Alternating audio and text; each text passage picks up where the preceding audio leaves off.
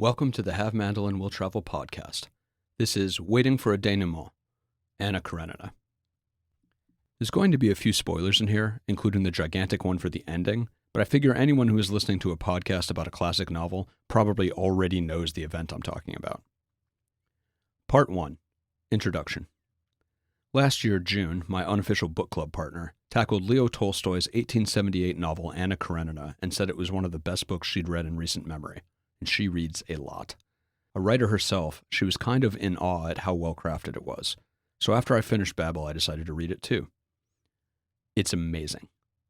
It sort of defies easy categorization and is hard to summarize while capturing what makes it compelling. I feel any one-sentence blurb is not going to cut it. It's the story of Anna Karenina and her adulterous affair with Count Vronsky, but it isn't just that. There's parallel situations, social commentary, character foils, and reflections upon reflections.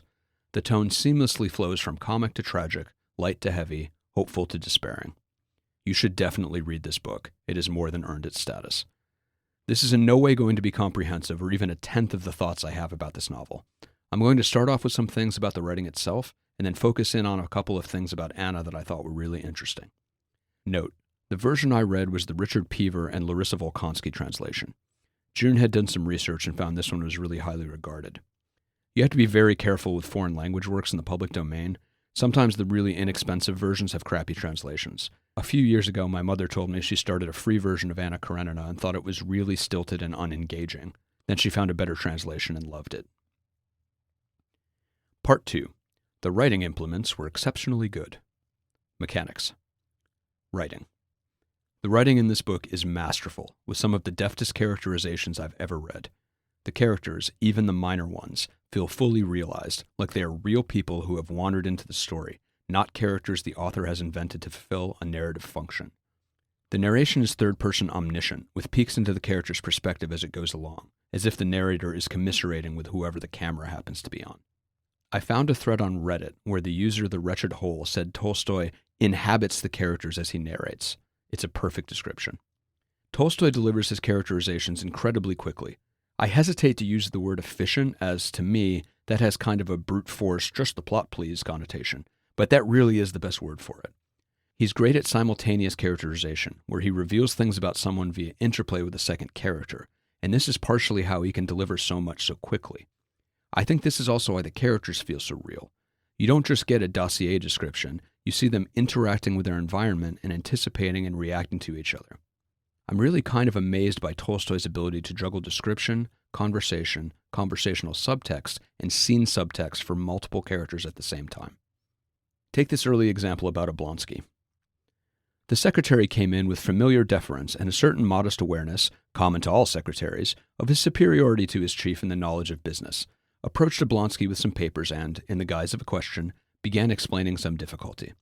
Stepan Arkadyevich, without listening to the end, placed his hand benignly on the secretary's sleeve. It's just so rich, revealing the secretary's attitudes, the social contract and performative niceties he navigates with Oblonsky, and Oblonsky's good-natured, if casual, work ethic. And the secretary is not even an important character. This might be the only time we see him. Stepan Arkadyevich and Oblonsky are the same person, by the way. The Russian patronymic system can take a little getting used to. Tolstoy lavishes the same attention on his major characters. Stepan Arkadyevich smiled. He knew so well this feeling of Levin's. He knew that for him, all the girls in the world were divided into two sorts. One sort was all the girls in the world except her. And these girls all had human weaknesses and were very ordinary girls. The other sort was her alone, with no weaknesses and higher than everything human. From this short paragraph, Tolstoy shows Levin's melodramatic romantic naivete, Oblonsky's good-humored amusement and affection, and he primes the reader with a pretty pointed setup for Levin's eventual arc of growing past his unrealistic pedestal romanticism vis-a-vis Kitty. I think Tolstoy captures a lot of authentic human behavior and complexity. From Anna trying to distract herself with a repeated, nothing was shameful, intrusive thought after she dances with Vronsky, to Levin involuntarily recalling all his words and in his imagination correcting his own replies, it's very easy to recognize the messy realness of the characters. The characters are also realistically inconsistent, making passionate declarations in the moment that don't stick. During a confrontation with her husband, the narration says this about Anna. Not only did she not say what she had said the day before to her lover, that he was her husband and her husband was superfluous, but she did not even think it. And later Levin, after Kitty accepts his second proposal, very confidently says this: "How I knew it would be so. I never hoped, but in my soul I was always sure," he said. "I believe it was predestined." This statement is like demonstrably false, but in the moment he absolutely believes it. When the characters do things like this, it feels very true to life. There were a lot of moments where I would say, "I've done that," or "Yep, I know that guy." Narrative voice. Tolstoy is a gentle narrator, and he really seems to love all of these characters. Even when they're being ridiculous or crappy, it's almost like he doesn't judge them. It's honestly kind of similar to how Oblonsky reacts to everyone, with sympathy and affectionate smiles. There's occasionally a touch of absurdity in the narration as well, as in an early scene where Oblonsky and Levin, in an upscale restaurant, keep trying to order in Russian, and the waiter keeps repeating their order in French, and everyone gets increasingly exasperated with each other. It's a low-stakes, unimportant moment, but it was funny. The absurdist bent is sometimes pretty bleak, as in the scene where Karenin, Anna's husband, meets with a lawyer to work out a divorce, and the lawyer, only half paying attention, is fixated on killing moths. This ties into the real people wandering into the story point from earlier. This moment is really important to Karenin, but just another day in the office for the lawyer. The world doesn't stop for the main characters. There's also some unexpected and humorous descriptions, like, "This Frenchwoman, who seemed to consist entirely of other people's hair," or, "The prince was as fresh as a big green waxy Dutch cucumber." I don't know what that last one means, yet I still kind of do in context. It's a great line. There's also some comedy in the moments where the narrator directly contradicts a character's very confident assertions. The encounter with a possibly incompetent country doctor leaps to mind. Agafia Mikhailovna, while carrying a jar of freshly pickled mushrooms to the cellar, slipped, fell, and dislocated her wrist. The district doctor came, a talkative young man who had just finished his studies. He examined the wrist, said it was not dislocated, and applied compresses. Levin as insert. June told me she heard or read somewhere about how Levin was Tolstoy's self-insert character. I'm the one with source amnesia here, by the way, not her. I don't know a whole lot about Tolstoy other than him looking like Santa Claus, but from the little I do know, this definitely could track. If Levin is Tolstoy's self-insert, it's interesting that Tolstoy isn't all that precious about him. He seems totally okay with making him look foolish or dickish. Levin's a good and reflective man, but he's also a bit awkward, judgmental, and a little pretentious, with a kind of "I'm not like other girls" vibe. The narration seems to find Levin as amusing as it does everyone else. Short chapters. One last little note about the writing is that the chapters are really short, so while the book is long, though maybe not by Russian lit standards, psychologically it feels shorter than it is, and it's already a pretty fast and engaging read. Part 3. A Living Woman. Anna herself. Anna as compelling character. I don't live. I wait for a denouement that keeps being postponed. Probably the aspect of the novel June and I discussed the most was the portrayal of Anna and her relationships. Something that I think surprised both of us was how elusive she is. She's a character that I've heard described as one of the most compelling heroines in the Western canon. And in a way, I suppose she is, but it's in an unexpected, in the absence kind of way for most of the novel. She's kind of a cipher, and I fully believe that this is deliberate. She's the last major character to show up at about 60 pages in, and up until at least halfway through, I would say she is the only character I felt like the narrator was being withholding about. Tolstoy inhabits her less than all the other major characters for most of the novel, and she's maybe the one character who doesn't get to exist on her own. Her early appearances are bent towards who she's talking to, as if they're taking up all the space despite her presence. Other characters get time to be themselves without having to react to the plot. Anna doesn't. It also felt like her appearance was given way more attention, almost like that's the primary lens the other characters saw her through. And with no counterbalance of her point of view, this has the effect of making her hard to get a read on, like she's less real than they are. She was enchanting in her simple black dress. Enchanting were her arms with the bracelets on them. Enchanting her firm neck with its string of pearls. Enchanting her curly hair in disarray. Enchanting the graceful light movements of her small feet and hands. Enchanting that beautiful face and its animation. But there was something terrible and cruel in her enchantment. Even her great love Vronsky talks about her like this. He looked at her as a man looks at a faded flower he has plucked, in which he can barely recognize the beauty that made him pluck and destroy it. It's kind of a weirdly dehumanizing and objectifying take. It might not have stood out as anything other than metaphor in a less masterful book, but in combination with all the other ways she's been consciously or unconsciously dismissed, it definitely feels like a summation. This idea is made explicit by Anna herself in probably her first big point of view chapter, almost 40% into the novel. They don't know how he has been stifling my life for 8 years, stifling everything that was alive in me, that he never once thought that I was a living woman who needed love. She's speaking specifically of her husband here, but I think it's a good stand-in for basically everyone in her life, especially as she gets more and more cut off.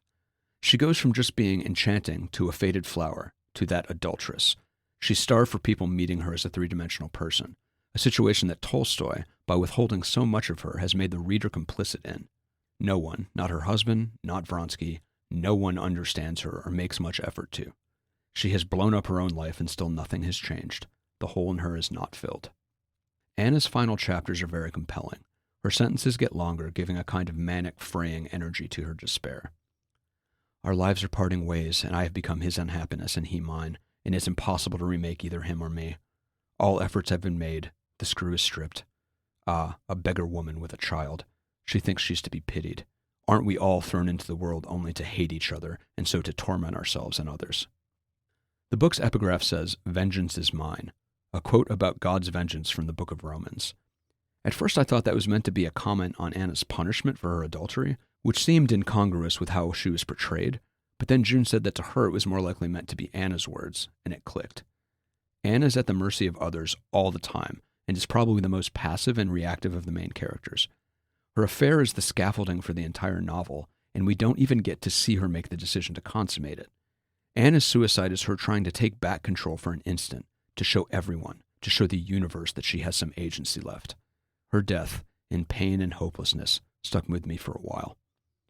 And the candle by the light of which she had been reading that book filled with anxieties, deceptions, grief, and evil, flared up brighter than ever, lit up for her all that had once been in darkness, sputtered, grew dim, and went out forever.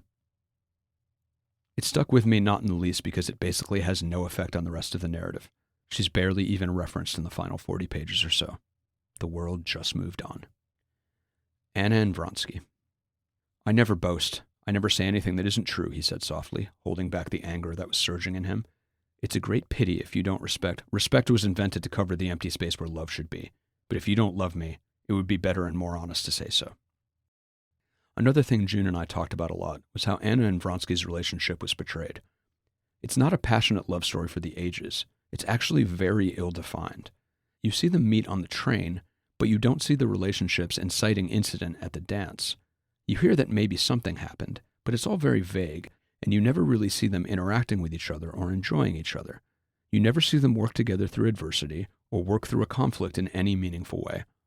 Honestly, what it kind of reminded me of was the movie Closer from 2004, where you see the couple's meets cute, and then only drop into points of intractable conflict for the rest of the film. You see the crap that goes down after most stories would have rolled credits and implied a happy ending. How banal and sometimes nasty the conflicts between people and relationships can get once the initial fire has died down. And with Anna and Vronsky, you don't really even see that initial fire. And later there is such an obvious gulf between them, I found myself wondering, why are they even together? Do they even like each other? Do they even know each other? There's something almost performative to it.